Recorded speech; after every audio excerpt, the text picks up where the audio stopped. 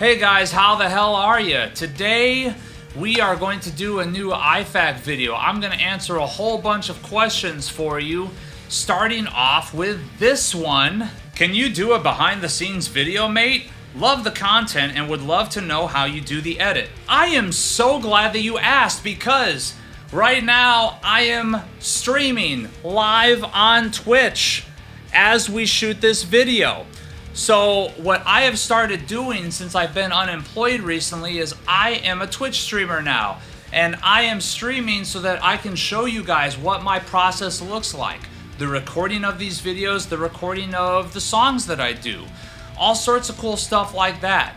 If you want to see what I do, the process that goes into it, log on to twitch.tv/ArnoldPlaysGuitar and give me a follow, give me a sub. Every little bit helps, but definitely tune in and start watching these streams because you'd be surprised all the different stuff that I go over on these streams. You might learn a thing or 20, maybe not. Maybe you'll just be entertained. I hope you're entertained. But yeah, that's how you can get behind the scenes footage. Question for next iFAQ. I've been trying to decide between getting either a Schecter USA Custom Shop Keith Merrow Signature KM6, a Mayonnaise Duvel Gothic, or a Caparison Adam D Signature. What are your opinions on all three instruments? Thanks. My opinion on all three instruments is that all three instruments kick ass. Custom Shop Schecter is seriously up there in terms of overall build quality and QC. You're going to get a substantially kick-ass instrument. You're going to get a substantially kick-ass instrument with either the Mayonnaise or the Caparison as well.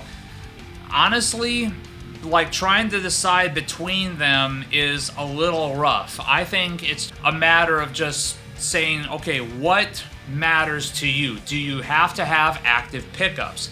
Do you have to have passive pickups? Do you care more about a certain type of appearance as opposed to the other? Because in my opinion, like build quality wise, I think they all kind of command their price points rather well. So I don't really think that you're gonna have one better value over the other, to be honest with you. Hey Arnold, do you have an opinion on string tension? I am trying to get highest playability, lowest tension. String Joy recommends 14 pounds per string, but the Evertune bridge will hold 10 pounds in tune. Do I look for 10, 14, or split the difference and get 12-pound strings? Also, do you think it is worth going from drop D to drop D flat for metal? Thanks. Wow, a lot of questions there. First of all, the Evertune thing. Like, if you go onto Evertune's website, check through their FAQs, but also hit up their customer service, you'll find that there's actually a lot more give and take as far as the tension goes. And that's actually led to a sort of issue recently with a guitar that I own that has an Evertune on it, being that it has a broken screw now because of an issue with regards to the string tension. Also, it might be the fact that I was kind of wrenching it down to try to get it done. But Evertunes have a range on each of the saddles. So depending on what string gauge you're using, depending on what tuning you're setting it up for, each saddle is going to respond to that particular string a little bit differently. I would definitely recommend like doing some serious research on Evertune's website to see what they actually recommend, because 10 pounds is nothing, to be honest with you. That is like super low tension. And you asked about my opinion as far as string tension. I like higher tension on the bass side. So like when I am tuning to D standard or even drop C, I usually use a 10 through 52 set because then I get a little bit more give on the treble side, but a lot more tightness on the bass side. That's just how I like to play. I like it so that when I do like tremolo pick patterns, the string isn't flubbing and fluctuating all over the place. Now, there is definitely going to be a tone difference in terms of the string tension, though. Lighter tension sounds one way versus heavier tension. I am not going to belabor that point for you. I am just going to recommend what you guys should do is go check out Rick Beato's video, because he goes in depth with it and does a really, really kick-ass explanation of why everything is the way it is. So definitely check out that video. And to answer your last question, do I think it's worth it to go from drop D to drop D flat for metal? I think you've just got to experiment around with various different stuff. I've got tons of different tunings at my disposal here in my home studio, and honestly, sometimes it just depends on what the guitar is calling for, what the amp is calling for, what the song you're writing is calling for. Some stuff works better in other tunings versus the one that you're normally used to. So, do I think it's worth it? I think it's worth it to try many different tunings and see what you like the best. Question for the next one. What's your take on alternative construction materials, i.e. carbon fiber, resin-based, and even plastic, like those old retro department store guitars?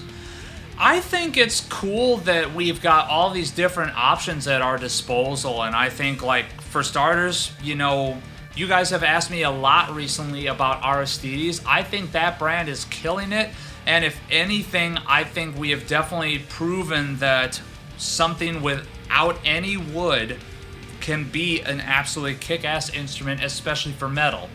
Super resonant qualities and sometimes a rather unique tone. I've said it many, many times that Aristides guitars have just some weird mojo about them that no matter what pickups you put in, you've never heard those pickups sound better than how they sound in an Aristides. So, you know, I am all for the use of alternative construction materials. I'm all for trying out different things, seeing what works, because honestly, although we're all used to more traditional methods and traditional materials and traditional styles a lot of times, sometimes it's really cool to see someone veer completely off down a different path and see what happens. So the department store guitars from like way back in the day, maybe not as effective of a use of it, but like a lot of the stuff that we're starting to see with like carbon fiber, metal instruments, resin-based instruments, I'm excited to see where all that goes. Arnold, howdy from Fort Worth. A follow-up to the other subscriber's question on ESP guitars and level of build quality. For a regular guy, is ordering a custom guitar worth it? I'd love an ESP Custom V with a camo finish and other choice options, like Mark Haleman from Suicide Silence, but I think they run for almost $4,000 or more. Jackson and BC Rich customs run upwards of those prices too, and the Jackson customs are fairly limited in their options. Is it worth it for more than just a fancy finish? Firstly, with regards to Jackson, they absolutely are not limited on options. You would be surprised what they're willing to do.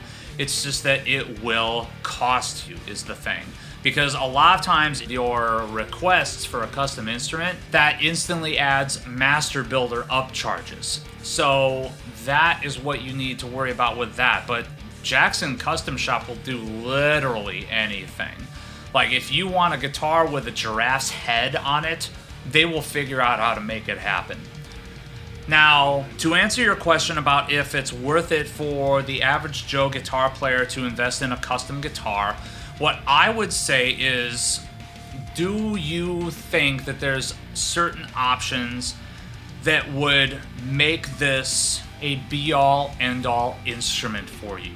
Are there certain things that you are looking for in an instrument when you go to pick one off of the wall at your local guitar store and they just don't have it? That is what you should be looking for in a custom instrument. Something that suits a need that you are dying to get your hands on. I'll give you, for instance, the very first custom instrument I ever ordered, that Hoppus Kaiser model that I've got. The thing about that was I ordered it because at the time there was no multi-scale 8 strings available in a sort of like slightly lower cost production. All this like Ibanez fan fret or Jackson fan fret or anything like that, none of it existed back then when I ordered that thing. So that is the reason why I placed an order for it, because it was fulfilling a need that I had. I was loving playing 8 strings, but straight scale 8 strings sucked to me. Because going back to a previous question, I didn't want ridiculously tight string tension on the higher strings and ridiculously low string tension on the lower strings. I wanted it more balanced, and the easiest way for me to get that was to order that custom instrument at the time. There's more options available now, but it is what it is. I ordered that thing because it satisfied a need that I had. Now, whether or not it would be beneficial to you to order something just for a custom finish, honestly, that's completely on you, man. I wouldn't do it just for that reason. Have you ever thought about getting your head tattooed, man? I reckon you would suit it. Honestly, there's a very, very serious reason why I don't. Because I don't make a living as a musician, and I also don't make a living in a setting where I'm not customer facing. So my career path up to this point has been mostly a lot of customer service and a lot of like store management and retail roles. People do still care about your appearance in the type of roles that I typically work in. So because of that, it's not really a viable option for me. Would I ever consider it if all of a sudden I won a shitload of money and could retire? Probably not the head, but I would definitely consider the neck and the hands, for sure. Hey Arnold, what's your the one that got away story for a guitar, if you have any? I definitely have a good story. This harkens back to right when I was first kind of in my formative years as a guitar player. I was going to purchase a new instrument. It was going to be my 3rd ever guitar. And a local music store in Loves Park, Illinois had 2 different guitars that were in there on consignment.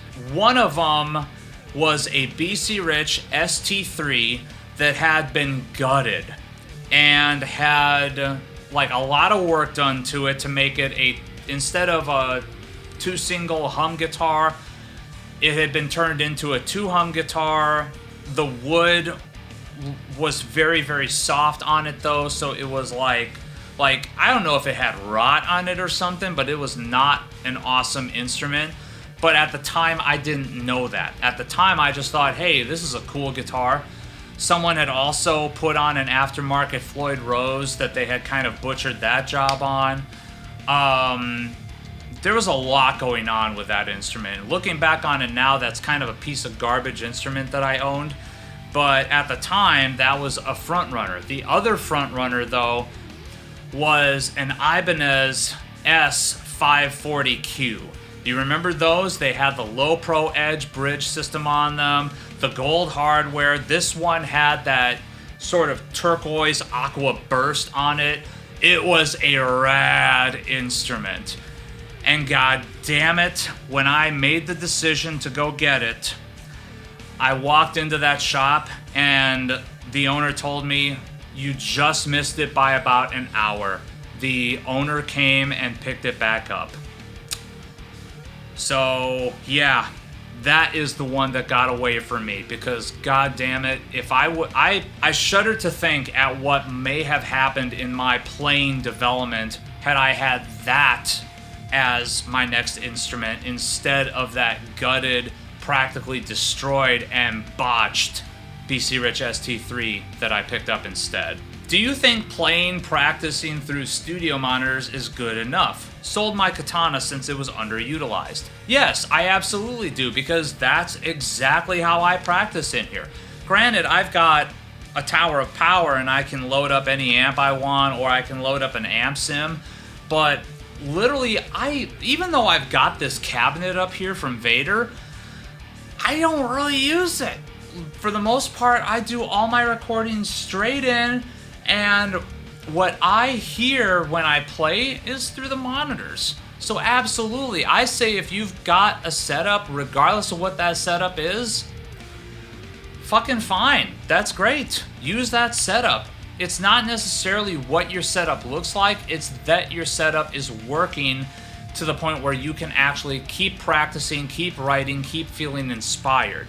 So that's the more important thing that you need to be asking yourself. Hey Arnold, my question is, I have a Peavey Windsor and I love this amp. I purchased it back in March right before the virus took off. I love this amp and wish Peavey still made them. Have you played through a Windsor? If so, what is your thought on them? So my thought on that particular Peavey amp is the same that a lot of amps from the sort of mid-90s Peavey lineup on through the like about 2010-ish Peavey lineup.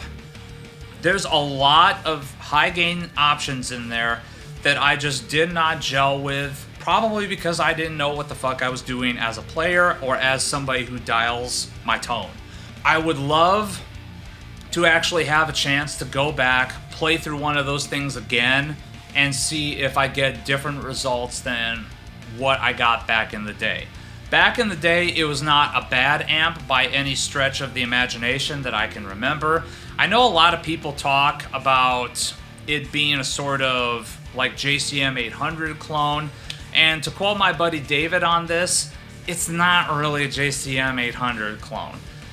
There's a sort of similarity there, but not really.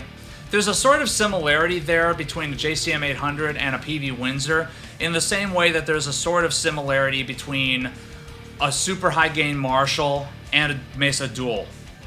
Like, yeah, they're both high gain metal amps, but there's a serious difference. So, I mean, pretty much that entire era of Peavey amps, I would love the opportunity to go back and check out all these things all over again. The JSX, I'd love to be able to try out a Triple X2. I'd love to be able to try out a Butcher. Hell, remember that Penta? Remember that one that had the 5-way rotary switch that had like 5 different tones? I'll bet you there's some mad scientist metal guitar player out there somewhere that has figured out a way to make that thing sound fucking godlike. I would love the opportunity to try that again too. And now it's time for this week's Troll of the Week. And this week's Troll of the Week, well, I don't know what his problem is. Less headbanging for the camera. You don't look cool. You know something? I'll be honest with you. I don't give a shit. Alright? I don't headbang to look cool in the video. I headbang because I am feeling the fucking music. Alright? I'm enjoying what I'm doing. I'm enjoying what I'm playing. I'm enjoying the end result that I'm getting out of it. The super brutal high gain metal riffage. So, you know what? If I want to headbang to it, then I'm gonna fucking headbang to it. Just like if you want to go to a metal show and stand there like a goddamn statue not enjoying the music, that's your right as well. So thank you guys so very, very much for your continued support, for tuning into this video, for tuning into the streams, for doing literally anything and everything you can to make my life a bit more enjoyable, and like all the love you guys have been showing, I am greatly, greatly appreciating it. As always, like this video, subscribe to this channel. There's tons more metal guitar-oriented content to come. And remember, take what you do seriously. Do not take yourself too seriously.